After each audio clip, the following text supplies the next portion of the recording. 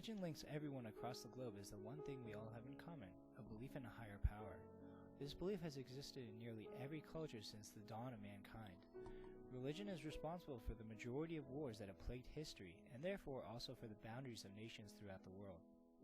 The five major religions in the world, Christianity, Islam, Judaism, Buddhism, and Hinduism, have had a large effect on the traditions of the nations in which they are present. Most traditions revolve around religious beliefs.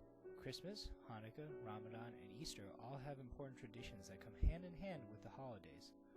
All of the laws in the world have ties to one of the ancient religious books. Since religions have so greatly impacted the cultures of the world, they also have impacted the films that come from these cultures. Tradition, laws, and ideas are all represented in films that come from different countries. The films represent the beliefs and ideas of the people and often cover controversial topics. The films that we chose are Ong Bak to represent Buddhism, Osama to represent Islam, Walk on Water to represent Judaism, Keho Na Pyar Hai to represent Hinduism, and Son of Man to represent Christianity. We chose 5 vastly different religions that are prominent in 5 vastly different nations and described how they have affected the films in those nations. Thailand is a Buddhist country that incorporates Buddhist principles in their films. In this medium close-up of the villain in Ong Bak, a huge head of a Buddha statue is about to collapse onto him. Buddhists believe that selfishness and craving result in suffering, and that compassion and love bring happiness and well-being. This man is about to suffer for stealing religious icons. Tony Jaa, the main character, redeems one of the sacred stolen Buddhist statues to return back to his village. The villagers, with unshakable faith in their Buddhist institution and moral leadership, rejoice in prayer. This shot is a medium close-up of the recovered sacred Buddha. It then zooms out, fading into a long shot with the Buddha in the background and worshippers in the foreground. The rule of thirds is used here, placing the Buddha in the top third of the screen, emphasizing the importance of it in the scene. In the bottom third of the picture, the worshippers are bending over to praise the return of the Buddha head that the villain in the first scene had stolen. All of their hard prayers paid off, bringing peace and happiness back to the village. In this clip from Walk on Water, several of the recurrent Jewish cinematic themes are apparent. The predominant one is the discomfort of post-war Jews among post-war Germans. The scene opens with the family members and friends of the Nazi grandfather nervously waiting for their arrival. Axel's father looks especially apprehensive. Finally, the grandfather arrives through a pair of double doors, framed in a medium close-up.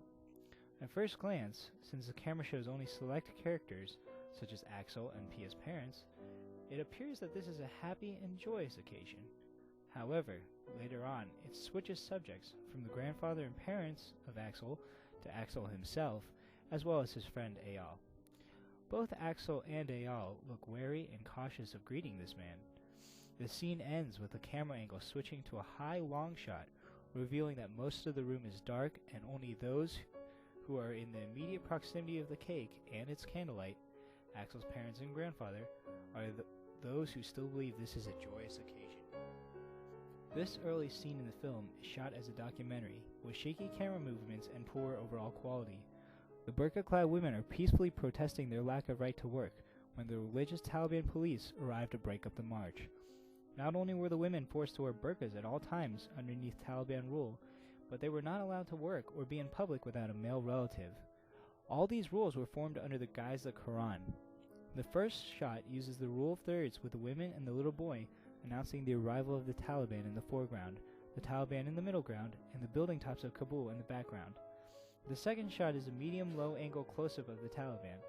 This shot is from the view of the citizens, which the director uses throughout the film in order to make the audience feel as though they are in the movie. The close-up emphasizes the presence of the Taliban. Just as those few men consume the shot, the actions of those same men take hold of the scene. In the third shot, a medium shot, the main characters cower into an unknown doorway to escape the wrath of the Taliban.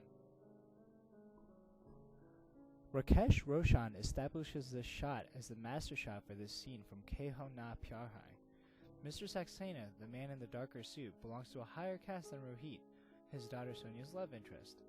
He thinks they have been married and have disgraced his family. Even though the caste system was abolished, it is still prevalent in India among the Hindu culture.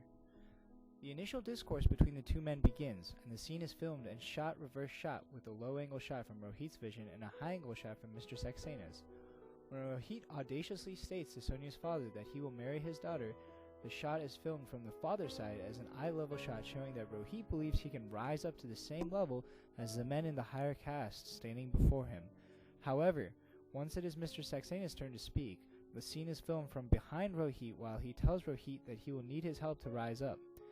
Mr. Saxena's intimidating dominance is shown through the tilting of the camera to increase the angle of the low-angle shot. The scene shows the older Hindu generation's reluctance to give up the caste system and their birthright as a member of a higher society. Worshippers of different religions can be found all over the world. People of the same religion generally tend to live in the same countries. These countries are dominated by national cinemas.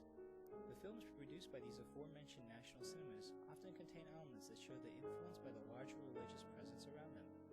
They portray ideas that do not insult the followers of those religious influences, and the directors often use different filming techniques to subtly present the beliefs of the religions they follow. Though a film might not be about a religious event or belief, there are always representations of religion through the actions of the characters or the ways in which they live.